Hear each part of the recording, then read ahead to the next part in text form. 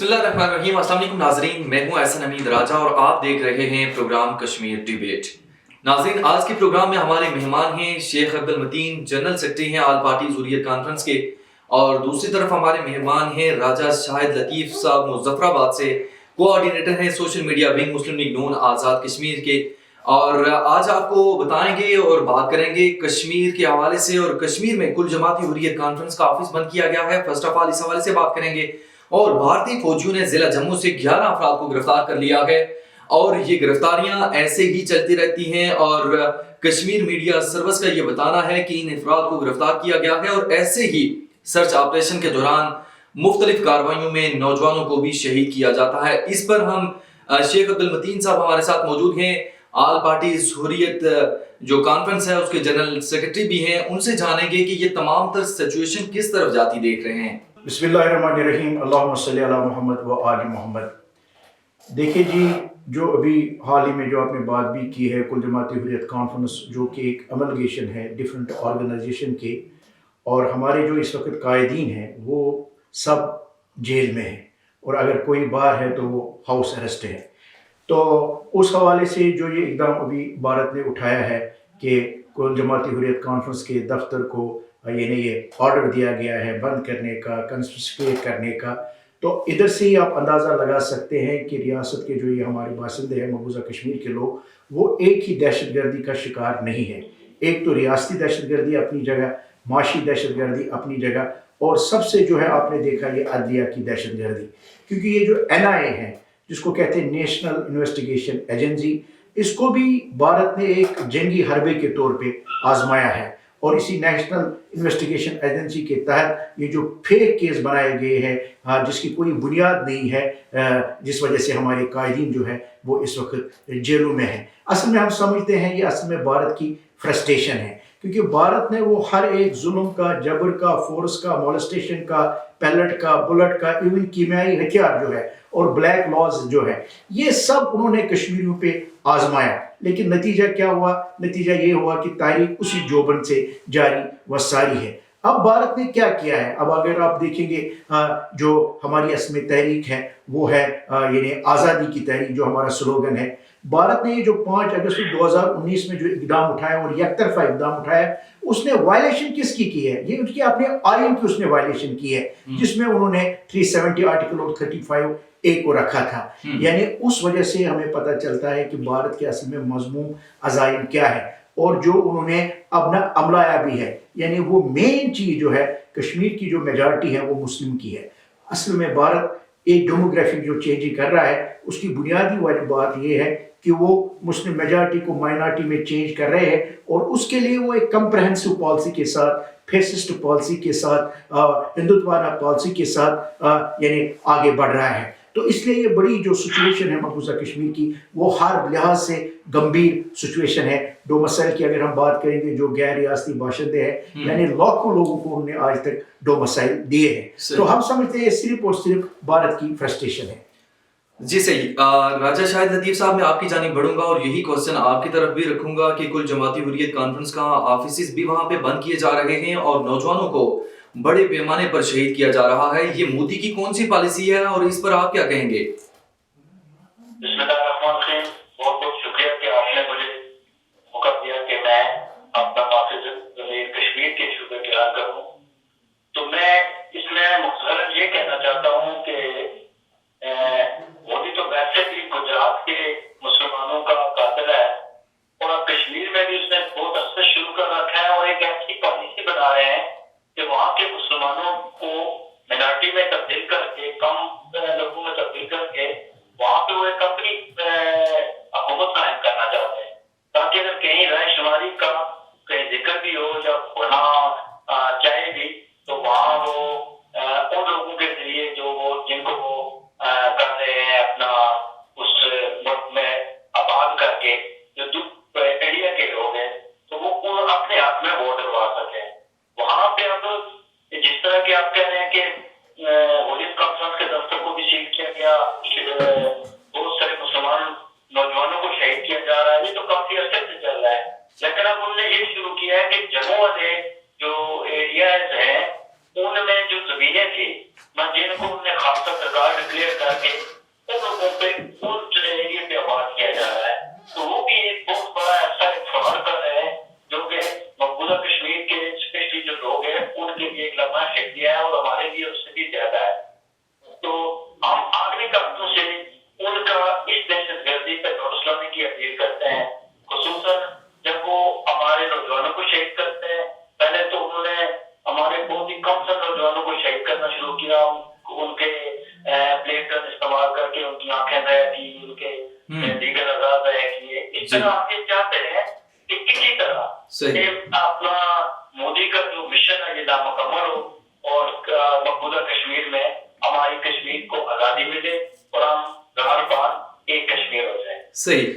صدر آزاد کشمیر بیرسٹر سلطان محمود چودھری نے برطانوی جو پارلیمنٹ ہے اس کا دورہ کیا ہے, اور اس دوران جو وہاں کے ممبر تھے انہوں نے جو کشمیر کی حق خود ارادیت ہے اس حوالے سے بھی بات کی ہے, اور انہوں نے مکمل سپورٹ کی یقین دہانی کروائی ہے. شیخ عبد المتین صاحب, آپ سے میں جانوں گا کہ کیا سمجھتے ہیں کہ جو یورپین کنٹریز میں جا کر ہم آواز بلند کرتے ہیں اس کا اس تمام تر سچویشن پر کتنا اثر پڑتا ہے؟ دیکھیں, ہمیں اصل میں تحریک کی آزادی کو دیکھنا ہے. اس کا پہلے جو ہے ایک ہسٹری ہے, بیک گراؤنڈ ہے.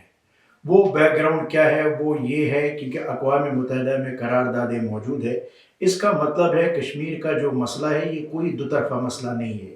نہ یہ مسئلہ بھارت اور کشمیریوں کا ہے, نہ یہ ہندوستان اور پاکستان کا مسئلہ ہے, بلکہ یہ مسئلہ جو ہے یہ ایک بین الاقوامی مسئلہ ہے. اب جب ہم قربانیاں دیکھ رہے ہیں مقبوضہ کشمیر کی, کیونکہ اگر میں آپ کو اس وقت راجہ صاحب بات کروں گا, اور حقیقتاً یہ ہے کہ مقبوضہ کشمیر میں اس وقت سانس لینا بھی مشکل ہے, کیونکہ پوری جو ہے نا یہ جو ہماری ہے مقبوضہ کشمیر اس کو سیز کیا گیا ہے, یعنی مقبوضہ کشمیر کو تبدیل کیا گیا ہے ایک بڑے جیل خانے میں. اور اس کے علاوہ اگر ہم دیکھیں گے میڈیا کے حوالے سے تو وہ آلریڈی وہاں پہ ہر لحاظ سے پابندی ہے. یعنی یونائٹڈ نیشن کے جو آرٹیکلز ہے جس میں فریڈم آف سپیچ ہے, فریڈم آف پریس ہے, اور باقی جو جتنی بھی آزادی رائے کا وہاں پہ لکھا گیا ہے وہ سب سلب کیا جا رہا ہے مقبوضہ کشمیر میں. اب جو سب سے بنیادی بات ہے جو آپ نے بھی بات کی وہ یہ ہے کہ مقبوضہ کشمیر کی جو صورتحال ہے وہ اس طرح انٹرنیشنلائز نہیں ہو رہی ہے. اس کی بنیادی وجہ مقبوضہ کشمیر کے عوام نہیں ہے, وہ اپنا جو حصہ ہے وہ ڈال رہے ہیں اور اپنے خون سے ڈال رہے ہیں. تو لیکن جو بھی آپ نے بھی یعنی بات کی ہے بیرسٹر صاحب کی, جو بھی کوئی کوشش ہو رہی ہے یعنی انٹرنیشنل پلیٹ فارم میں مقبوضہ کشمیر کے حوالے, ہم اس کو سراہتے ہیں, لیکن یہ بہت ناکافی ہے. جو قربانیاں ہم دیکھتے ہیں, جو وہاں پہ ہم صورتحال دیکھتے ہیں, ہم اس کو اس طرح انٹرنیشنلائز نہیں کر سکے. تو امید کریں گے کہ انشاءاللہ وہ دن دور نہیں جب کشمیریوں کی جو قربانیاں ہیں مطلب لازوال قربانیاں ہیں, انشاءاللہ یہ رنگ لائے گی, کشمیر آزاد ہوگا. لیکن ہمیں کشمیر کو دیکھنا ہے, وہ ٹوٹلٹی میں دیکھنا ہے. ہمیں صرف ایک محاذ پہ نہیں دیکھنا, ہمیں ڈپلومیٹک محاذ بھی دیکھنا ہے, ہمیں اس کا ہیومن رائٹس محاذ بھی دیکھنا ہے, ہمیں اس کا پولیٹیکل محاذ بھی دیکھنا ہے, ہمیں اور بھی محاذوں کو دیکھنا ہے, اور ہمیں ہر محاذ پہ ایکٹیو رہنے کی ضرورت ہے. تب ہم کشمیریوں کی جو ہے یعنی داد رسی کر سکتے ہیں اور اپنا حق ادا کر سکتے ہیں. جی, آپ نے بالکل وجہ کہا. World forum for piece and justice کے چیئرمین ڈاکٹر غلام نبی فائی نے بھی اس حوالے سے بھی کہا ہے کہ بھارت نے کشمیریوں کے تمام حقوق سلب کر رکھے ہیں. یہ صرف کہنے کی حد تک ہے. دیکھیں, اگر ان کے انٹرنیشنلی سطح پر بھی اگر لوگ آواز اٹھا رہے ہیں تو کیا یہ نیریٹو جو بنتا ہے یہ صرف ایک زبان کے کہنے تک ہی ہے یا کوئی اس کی امپلیمنٹیشن بھی ہے؟ دیکھیں, میں آپ کو بتاؤں گا, یہاں تک ہم جب دیکھتے ہیں کہ میں نے آپ سے گزارش بھی کی ہے کشمیر کا مسئلہ جو ہے, اب جب ہم دیکھتے ہیں جو یعنی اقوام عالم پہ ذمہ داری عائد ہوتی ہے وہ کیا ہوتی ہے؟ وہ یہ ہوتی ہے کہ وہ مساوات کے ساتھ چلے اور جو یہ ہیومینٹی کا سبق دیتے ہیں تو اس کا مطلب ہے جتنے بھی ہیومنز ہیں ان کے ساتھ ایک جیسا سلوک کیا جانا چاہیے. لیکن میں آپ کو بڑے مطلب نا یہ جو الفاظ ہیں میرے مطلب مایوسی تو نہیں ہے, لیکن جب ہم دیکھتے ہیں تو اس کو کیا لفظ آپ استعمال کر سکتے ہیں, کون سا ورڈ دیکھ سکتے ہیں, تو مایوس کن ہر لحاظ سے ان کا جو کردار ہے. کیونکہ کشمیر کے حوالے سے جو ہے ہیومن رائٹس کمیشن کی جو ہے 2 رپورٹس بھی واضح ثابت یعنی سامنے آئی ہے جس میں کہا گیا کہ ہائیسٹ لیول پہ انسانی حقوق کی پامالیاں ہوئی ہے. اس کے علاوہ جب ہم دیکھتے ہیں یونائٹڈ نیشن سیکورٹی کونسل کی یعنی 18 قراردادیں کشمیر کے حوالے سے پاس ہوئی ہے, اور خاص کر جو یہ بھارت اس وقت مقبوضہ کشمیر میں جو میں نے آپ سے پہلے بھی کہا ہے کہ ہم ہر لحاظ سے اس کی دہشت گردی کا شکار ہو رہے ہیں. تو اور یہ جو ڈیموگرافک چینجز ہے, یہ جو زمین جو ہمارا زمین ہے, ہمارا علاقہ ہے, اس پہ قابض ہے, یعنی آکوپیشن بھارت کی اس وقت ہر لحاظ سے ہے. تو ہم انٹرنیشنل لیول پہ بین الاقوامی برادری سے یونائٹڈ نیشن کو کہتے ہیں کہ اگر آپ کو اپنا وجود برقرار رکھنا ہے, اگر آپ یہ جو درس دیتے ہیں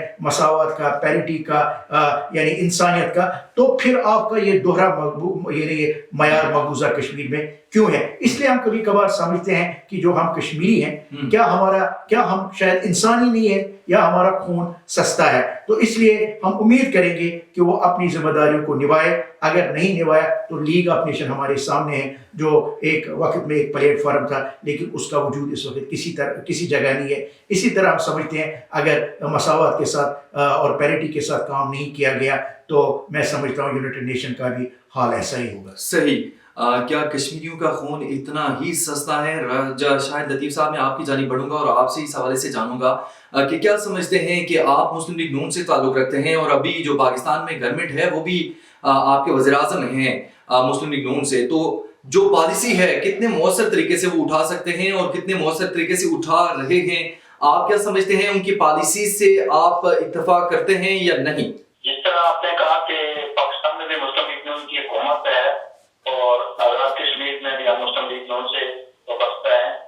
اب دیکھا جائے تو پاکستان اپنے معاشی حالات کی وجہ سے اس لحاظ سے وہ کام نہیں کر سکا اپنے سفارتی سطح پہ, کیونکہ بڑے عرصے سے پاکستان میں انارکی پھیلی ہوئی ہے, جس کی وجہ سے ابھی مسلم لیگ نون کو چند ماہ ہوئے ہیں جو انہوں نے اقتدار سنبھالا ہے, لیکن وہ کوئی بہتر پیش رفت کرنے کے پوزیشن میں نہیں ہے.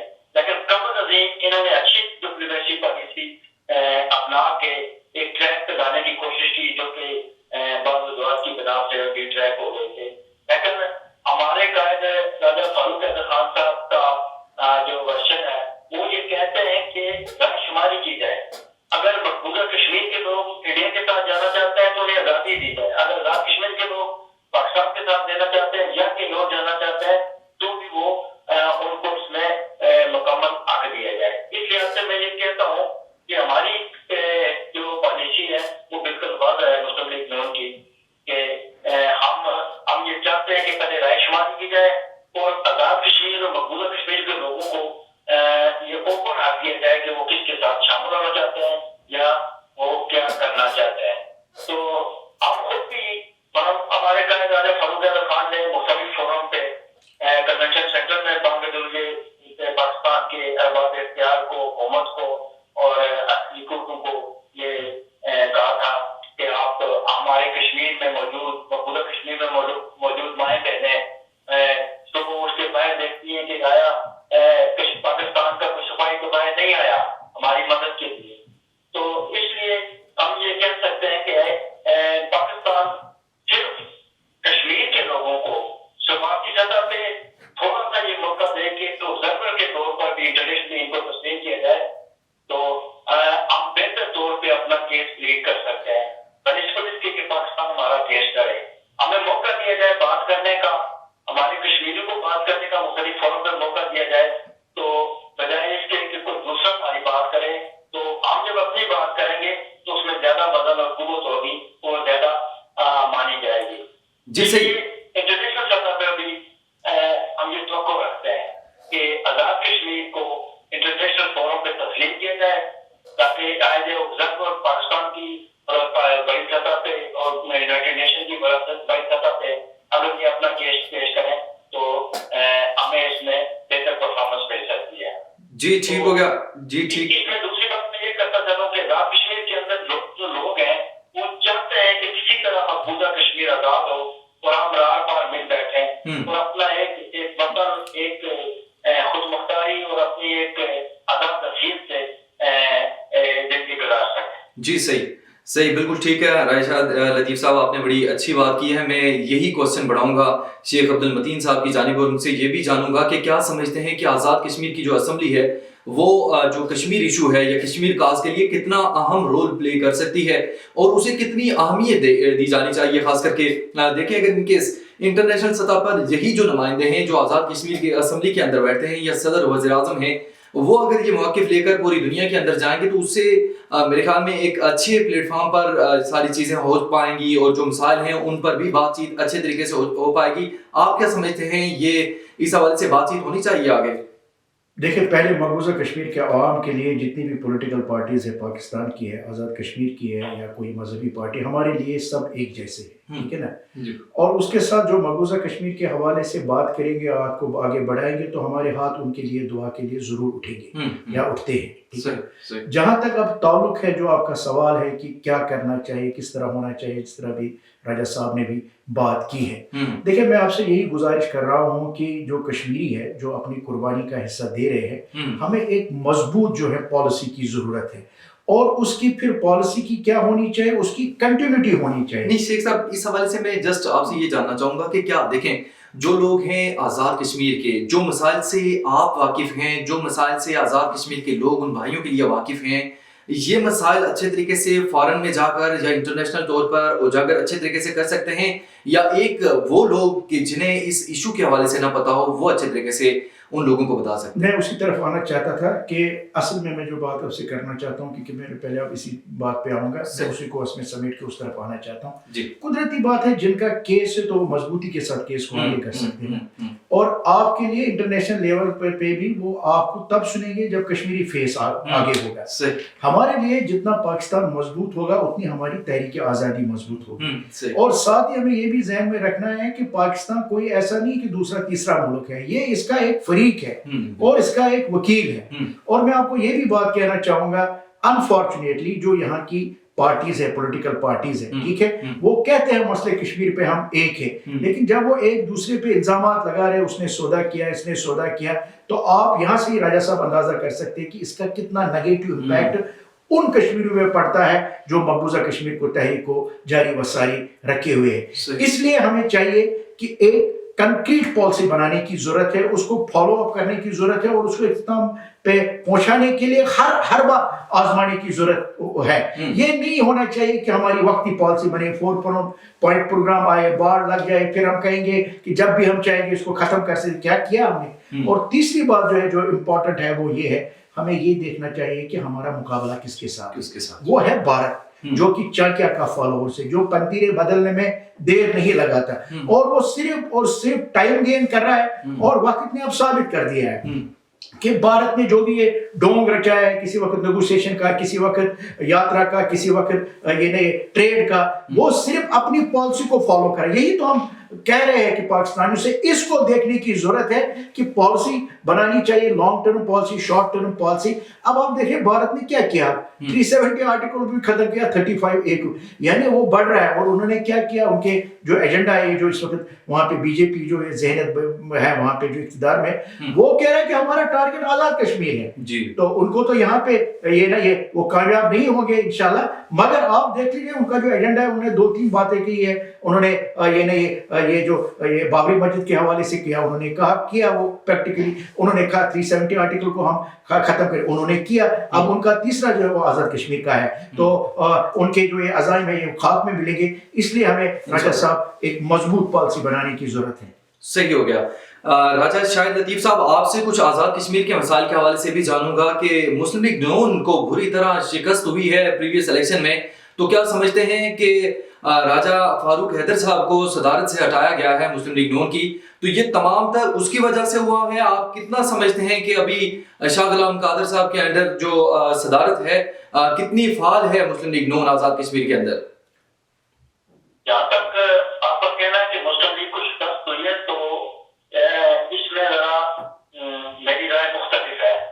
مسلم لیگ نے جہاں بھی شکست کھائی ہے ان کو اس کے اپنے امیدوار نے شکست دی ہے. یعنی ہمارے مقابلے میں جہاں مسلم لیگ کا ایک امیدوار تھا، اسی کے مقابلے میں دوسرا مسلم لیگ کا امیدوار ہونے کی وجہ سے شکست کھائی ہے. اگر ہم ووٹوں کی شرح دیکھ لیں تو مسلم لیگ نے 6 لاکھ ووٹ حاصل کیے ہیں، جبکہ دیگر جماعتوں نے ان سے کم ووٹ حاصل کیے ہیں. پیپلز پارٹی نے اور حکمران جماعت نے بہت کم ووٹ، انسٹیٹیوٹ کی جیسے بہت کم ووٹ حاصل کیے. اس لیے یہ کہنا کہ شکست کی وجہ کوئی راجہ فاروق حیدر ہے یا کوئی ہے، یہ نہیں ہوتا. البتہ راجہ فاروق حیدر صاحب نے یہ کہا ہے کہ شکست کو تسلیم کرنا بڑا مشکل کام ہوتا ہے، تو میں وہ بھی تسلیم کرتا ہوں.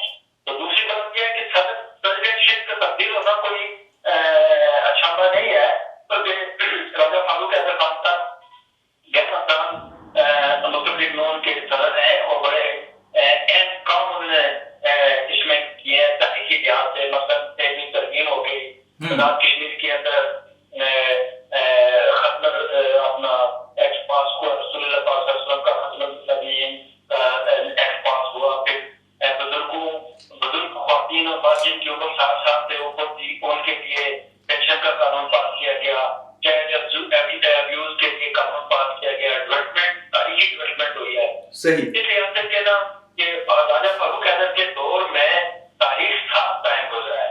ٹھیک ہو گیا. شکایت تو مگر اس سے پچھلی دفعہ پیپلز پارٹی ایک سیٹ لے کے حکومت میں آئی تھی، تو یہ ایک رواج بھی بن چکا ہوتا ہے کہ حکمران جماعت کو بہت کم سیٹیں ملتی لیکن اس کے باوجود حکمران جماعت میں اچھی پوزیشن حاصل کی ہے. ٹھیک. تو دوسرا اس دوران حکومت پاکستان کی بھرپور مداخلت رہی ہے، قانون کے وزراء آزاد کشمیر کے اندر پیسے بانٹتے ہوئے پکڑے گئے، مختلف جلسے جلوسوں میں انہوں نے مختلف کاروائیاں ڈالی، مختلف ایسے لوگوں سے انہوں نے کٹ شروع کیا. تو انہوں نے ایسے اقدامات کیے جن کی وجہ سے کچھ مثلاً ہمارا جو امیدوار آنے والا ہے وہ سیکنڈ نمبر پہ بہت کم مارجن سے آ رہا ہے. یعنی یہ نہیں کہ تھرڈ اور فورتھ نمبر پہ گئے ہیں، ہمارا سیکنڈ نمبر پہ ہے تو بہت کم مارجن سے وہ آ رہا ہے. تو جہاں تک موجودہ صدر شاہ قادر صاحب کی صدارت کا ہے تو انہوں نے بہترین انتظامی امور کے لحاظ سے، کیونکہ اختیارات تو حکومت میں جا کے ہوتے ہیں، انتظامی اختیارات اس وقت ملتے ہیں، لیکن سیاسی اختیارات کے لحاظ سے بھی شاہ قادر نے اپنا اچھا وقت گزارا ہے اور اچھی تنظیم سازی انہوں نے اس وقت تک یونین کونسل وارڈ اور حلقے کی سطح پہ اور بعض جگہ ضلع کی سطح پہ بھی مکمل ہو چکی ہے. صرف مرکزی سطح پہ وہ کچھ وجوہات کی پاکستان میں معاملات کی وجہ سے مکمل نہیں سکا. تو اوورآل شاہ قادر صاحب کی بھی صدارت جو ہے وہ بہترین ہے. ٹھیک ہو گیا.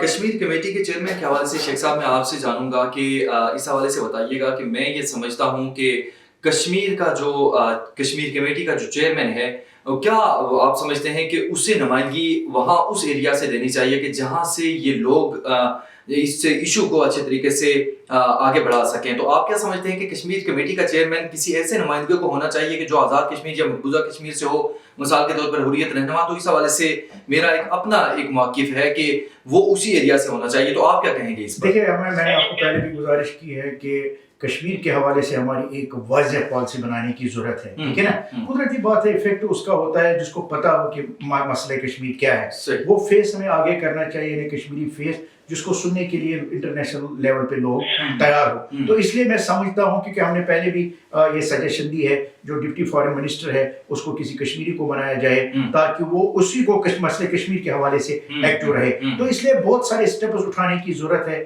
تو اگر ہم وہ اسٹیپس اٹھائیں گے تو انشاءاللہ جو ہماری تحریک ہے مضبوط سے مضبوط. ابھی جو پی ڈی ایم کی حکومت ہے، اس حوالے سے آپ انہیں کوئی پیغام دینا چاہیں؟ پولیٹیکل پارٹیز ہے، ٹھیک ہے، اپنی سیاست آپ کر لیجئے جو بھی ہے، ٹھیک ہے نا، لیکن خدا رہا جب کشمیر کا مسئلہ آتا ہے اس میں ایک دوسرے پہ جو الزامات لگاتے ہیں، ایک دوسرے کو آپ غدار کہتے ہیں، اس کا ایک بہت بیڈ افیکٹ پڑتا ہے. تو اس لیے اس چیز کا خیال رکھا جائے اور اپنا جو آپ کا یہ مینیفیسٹو ہوگا الیکشن کا، ٹھیک ہے، پاکستان کے الیکشن جو ہے وہ اپنے ہیں، ان کے ہیں، میں نے آپ سے پہلے بھی گزارش کی، لیکن کشمیر کو ترجیح دینا. آپ اپنے مینیفیسٹو میں کشمیر کا مسئلے کو ضرور رکھ لیں. ہم دیکھتے ہیں کہ کشمیر کے مسئلے کے حوالے سے بات ہی نہیں کی جاتی ہے.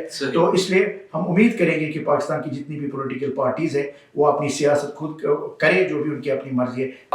30 سیکنڈ میں آخری پیغام دیجیے گا کشمیر کے حوالے سے اور کشمیر میں جو پرابلمز ہیں اس حوالے سے. میں کشمیر کے حوالے سے یہ کہنا چاہوں گا کہ انشاءاللہ ہم مایوس نہیں ہیں اور ایک وقت آئے گا کہ ہم مقبوضہ کشمیر کو آزاد کروا کے ان لوگوں کے تعاون سے ہمیں سے آزاد راہ پار ایک کشمیر بنائیں گے. جہاں تک باقی معاملات کا تعلق ہے اس میں یہ حکومت میں تمام سیاسی جماعتوں کو ایک پلیٹفارم ہو کر کشمیر کے بارے میں مشترکہ رائے متحدہ کی ایک ہی بات کرنی چاہیے تاکہ ہمارے جو پیغام ہے یا ہمارے جو گفتگو ہے یا ہمارا جو ورشن ہے اس کو پوری دنیا اڈاپٹ کرے اور اس کو مانے. ناظرین، آج کے پروگرام میں ہمارے ساتھ مہمان موجود تھے شیخ عبد المتین صاحب اور راجہ شاہد لطیف صاحب.